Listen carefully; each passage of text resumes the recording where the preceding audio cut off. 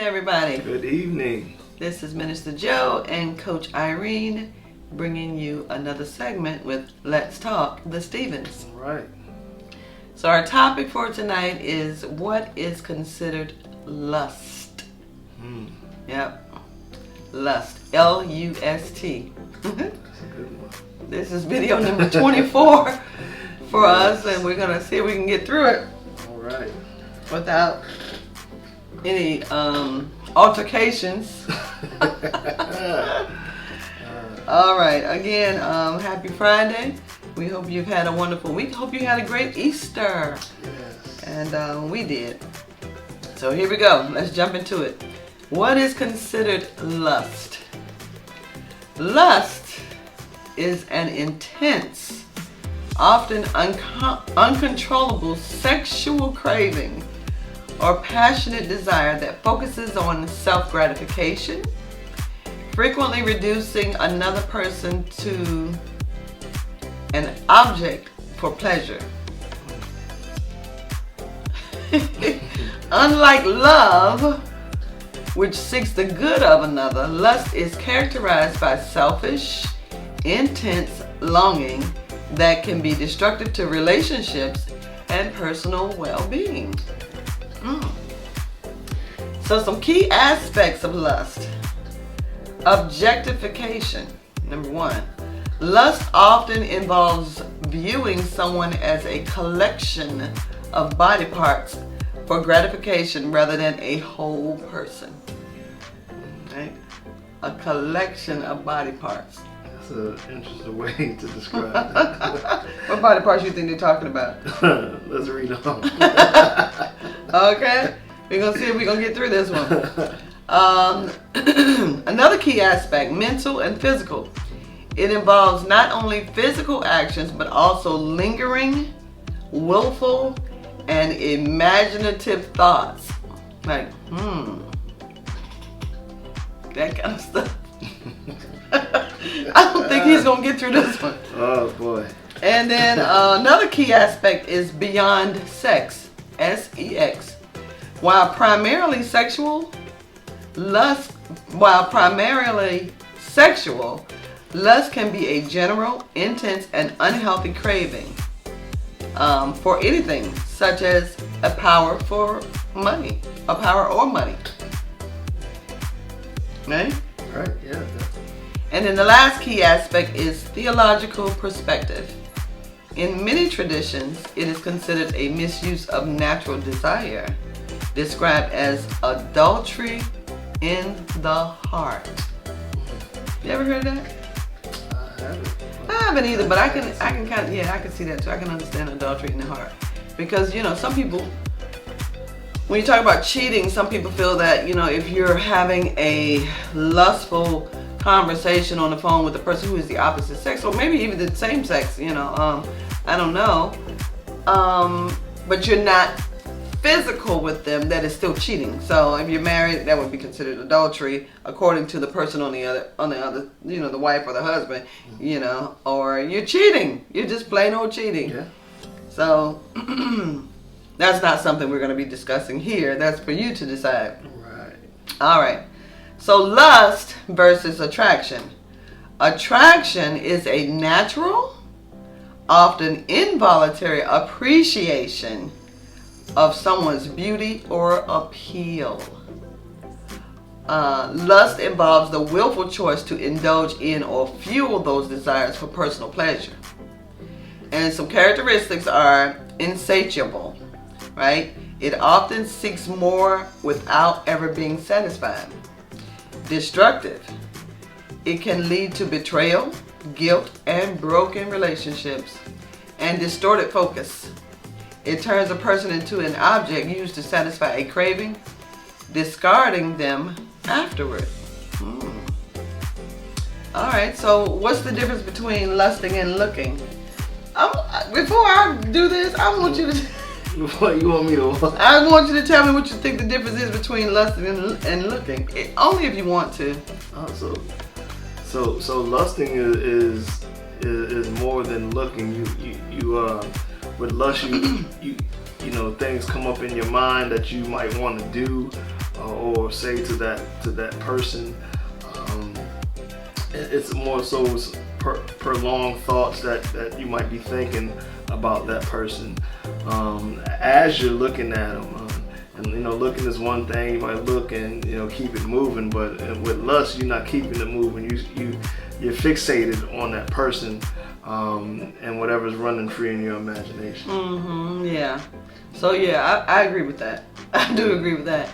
So sometimes I'll ask him, well, what, like a woman will be on TV. What do you think of that woman? He was like, she's okay. Yeah, she's okay. Dude, please. Just you're a man. It's okay to say, oh, she's good looking. She's beautiful. Now, if I were to see him like stare someone down, it won't even be a question. It would be like a bop, right?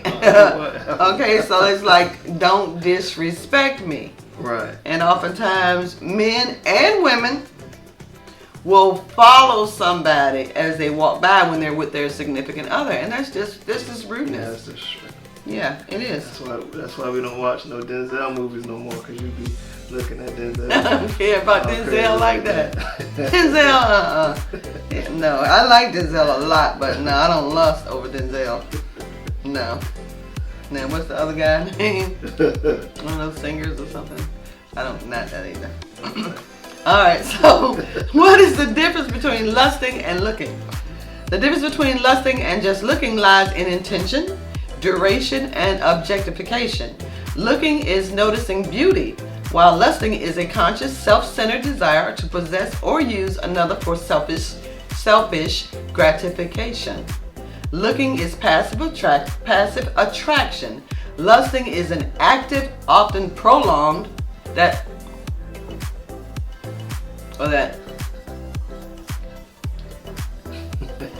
fixation that turns a person into an object. Women are not objects. Men are not objects. Yeah, we are not. Some key distinctions: just looking or appreciation, acknowledging someone is attractive, and it's okay. Women, you can say another woman is attractive. If a woman is looking at another woman, and I'm trying to cover it all, but you're lusting, that's not cool. Appreciate, not look at them as an object. Okay, again, just looking or appreciation, acknowledging someone is attractive, noticing beauty, or a passive glance. It is the appreciation of the whole person, not just certain body parts. They're upper, they're lower, they're in betweens, none of that, right? And again, like I said, if I see an attractive woman, I'll say, oh, you are so beautiful, your hair is nice, I love that outfit, or whatever, but I'm not going to be looking her up and down, and I'm not going to be doing that to a man. If I see a man with beautiful eyes, you have some really nice eyes, you have beautiful teeth. But, that's the whole person. That is not right. Looking at someone's crotch. Is it crouch? Crotch. You crouch down. Not looking at somebody's crotch, right? So men and women, if you're wearing stuff that protrudes your crouches and you have people that are walking around that are lusting, either, they're going to look, so don't get offended if they look because you're just showing it. So men, fix yourself before you leave home, right? Whether you're going to church or a club or whatever, just fix yourself, because women will automatically zone in on certain areas, and men, if a woman is totally exposed, and that's okay if you got all that you want to show, that's up to you. But know that people are going to lust. It may not be appreciation. It may be just looking at you as an object.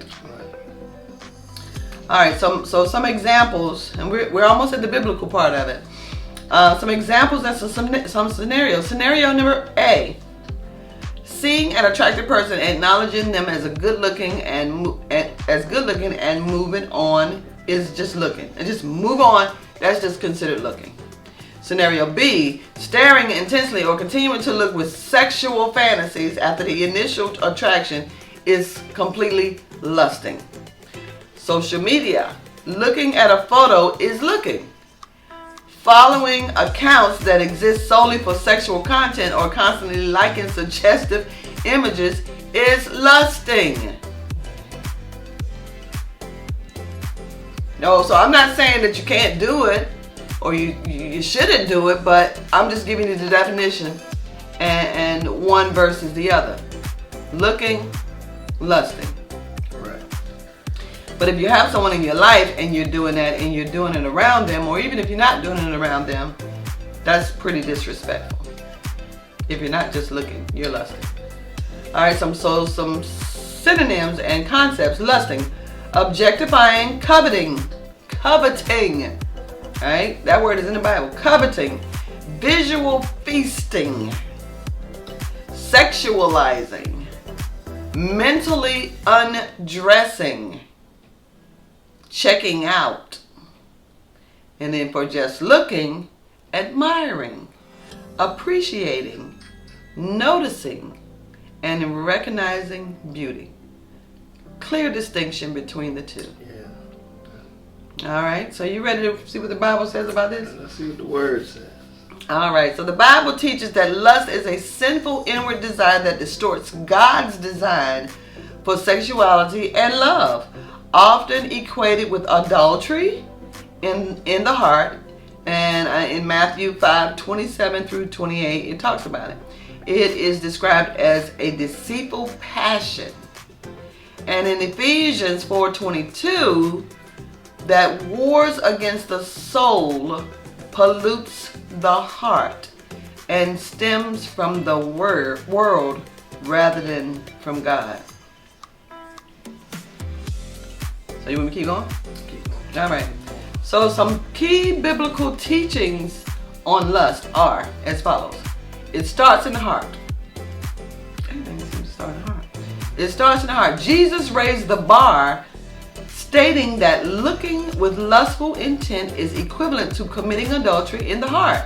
And again, that's Matthew 5, verses 27 through 28. Another key biblical teaching distinguishes from love. Lust is portrayed as a counterfeit of love that replaces sacrifice and selfishness, prioritizing immediate gratification over divine will. The three types. 1 John chapter 2, verse 16 highlights the lust of the flesh, the lust of the eyes, and the pride of life as originating from the world, not God. And it is dangerous. Unchecked lust leads to what? Sin. Leads to sin, which eventually brings spiritual death. And that's found in James chapter 1, verses 14 through 15. It can be resisted. Scripture instructs believers to flee sexual immorality in 1 Corinthians chapter 6, verse 18. Walk by the Spirit to avoid gratifying fleshly desires. And in Galatians chapter 5, verse 16, and make no provision for the flesh. That might be in Romans 13, 14. I made it messed up a little bit. So with lust, not only is it spiritual adultery, as I was saying earlier, but it's also spiritual idolatry, because you're sexually and physically idolizing that person or their body parts or how they look. And often when you're doing things like that, it's distracting you from the things you're really supposed to be doing.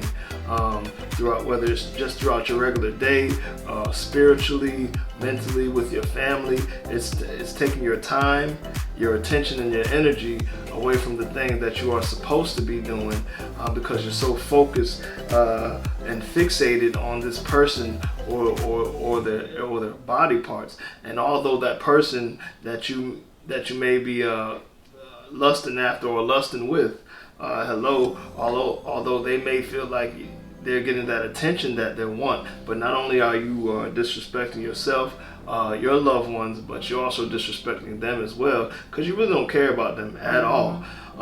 You just care about how they make you feel or what they can do for you, or their appearance, or how they make you feel physically.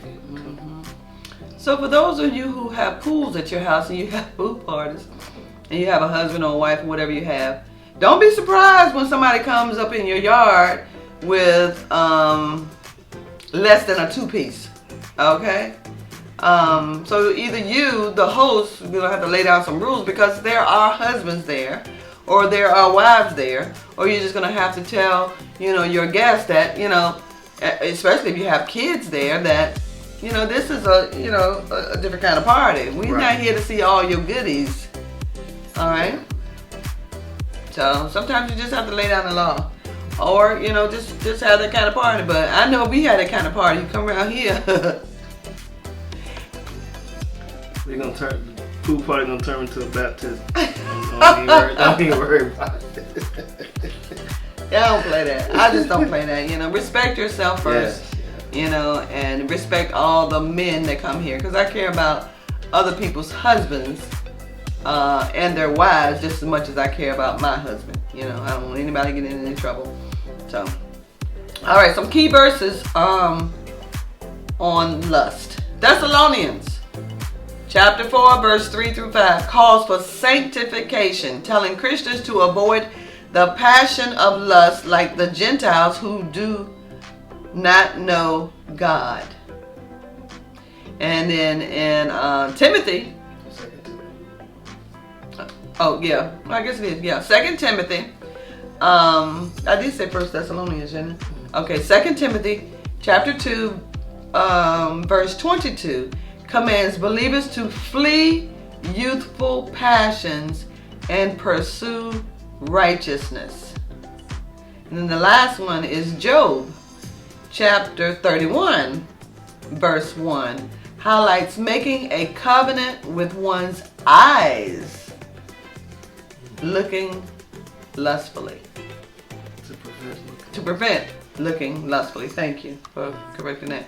The Bible advises focusing on righteousness and honoring marriage in Hebrews 13:4 to overcome this temptation. Now, before I go into that, you want to expound on Thessalonians, Timothy, or Job?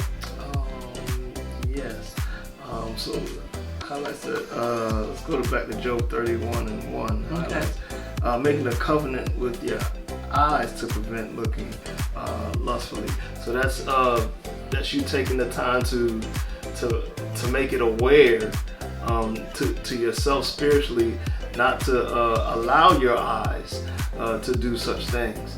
Make a covenant, say that I'm not going to look at that way at a woman, or a woman at a man,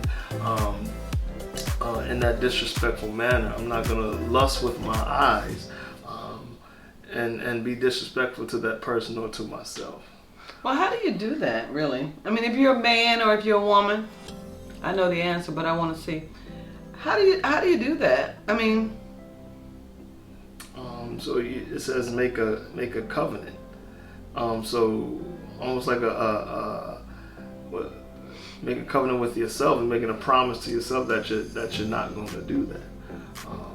Once you make it known and make yourself aware of it and promise that you're not going to do that, you just stick to your covenant as the best you can. But if you're a man and you're looking at the opposite sex, is that hard?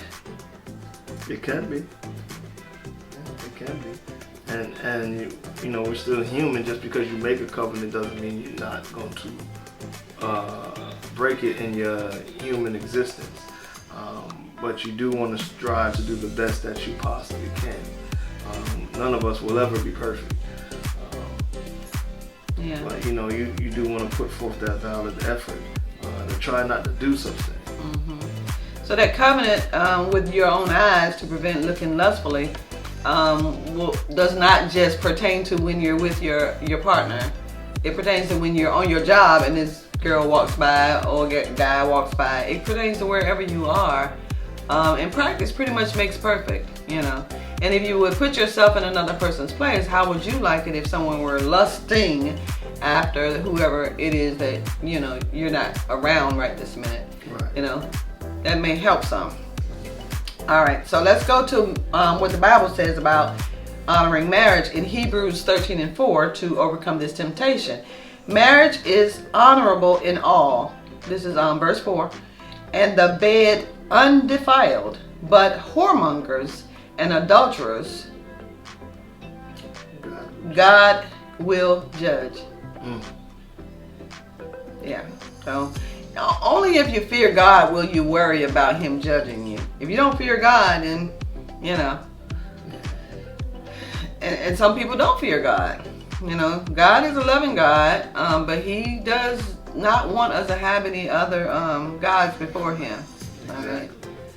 So I'm going to say this: marriage does not automatically prevent a cure for people from lusting. While marriage provides a dedicated outlet for sexual intimacy, it does not remove the internal struggle with sexual temptation, which is a matter of personal self-control, like we said, control your eyes, make a covenant with your eyes, and heart condition. You know, you have to want it in your heart to stop lusting. Lust often persists after marriage due to factors like personal habits. You know, so, you know, say for instance, he was a luster before we got married, and his personal habit is to continue to lust. It doesn't matter whether we're married or not. Habits, fantasy life. You know, if you got a fantasy life, then he's going to continue to lust and covetousness, right? Yeah. Or vice versa. If it were me, if it were my life before marriage, then those are the reasons why you're going to continue to do it. It's going to persist even after marriage.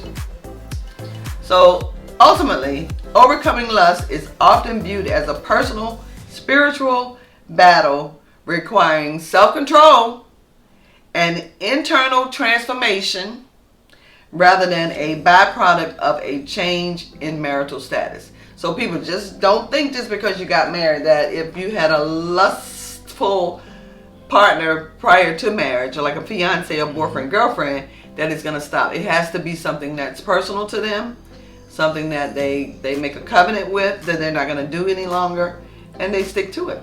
Yeah, and we see it every day. Marriage doesn't stop people from lusting, cheating, divorces every day. By normal people, celebrities, millionaires, billionaires, poor people. No one is immune to being exposed to exempt to lust. Any of that. No. And it's just not the grumpy the old men that's doing it. It's the young men. And let me tell you, sometimes in church, I want to say this. Sometimes in church, and people don't. The people don't think that you realize that they're doing this. But I'm gonna say it from some personal experience. A hug is a hug. Church hug. We need to get back to church hugs, okay? Stop rubbing on people's backs and all this and holding on to them when they're ready to go. Right? Because I guarantee you, like if it happens to me, I'm going to tell him about it. And I guarantee you some other wives are telling their husbands about it. Oh, yeah. So people already know what you're doing. And don't think that the women that are being, and I'm going to say harassed, because it's a light harassment, but it's harassment. Do not think that the women are so stupid or that they're so naive that they're not recognizing what you're doing. What they have not done yet is put you in your place. Yep. So just be careful. And the same with women. Women, you are not exempt. Women will do the same thing. I remember one time I saw him at church and he was on a keyboard and somebody leaned over, had all of this hanging out. And I was in a position where I could see it all. And, I could see him because, he knows I'm not playing. I could see him looking like, trying to look off to the side. But I told him later on, if somebody comes up to you and does that to you again, say something to him because you don't want me to say anything to him. So we just have to speak up. We just have to come out dressed, not so we don't leave anything to the imagination, and then when it happens to us, whether we are, half naked or not naked or dressed conservative, we have to speak up. Men, you have to speak up. Women, you have to speak up and make a covenant with your eyes. Make a covenant with your eyes.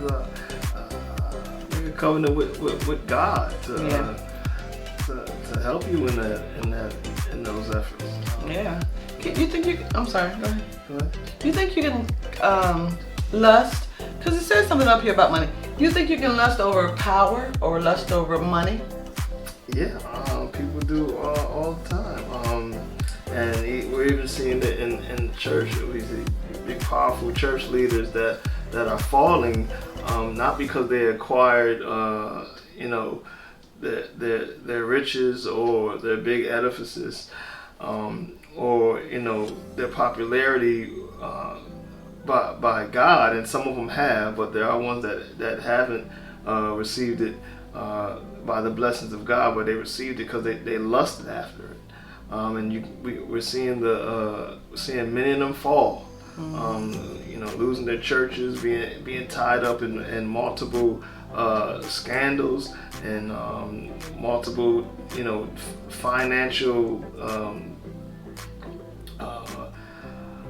financial things with money where there were misuse of money, misappropriating funds. They're getting caught up. God is bringing everything to light. So yes, you can lust after power, you can lust after money, you can lust after people revering you, and a lot of that is happening even in our churches, where we're going away from reverencing God to revering man, in a lustful way, whether it's money, power, status, and sexual. Yeah, I agree. All right, so there you have it. Topic was, what is considered lust? Was it a good one? That's a good one. All right. He says it was a good one. He was a little uncomfortable though, but we're good. Yeah. All right, so you all have a wonderful weekend, Yes. and we will see you next time. God bless.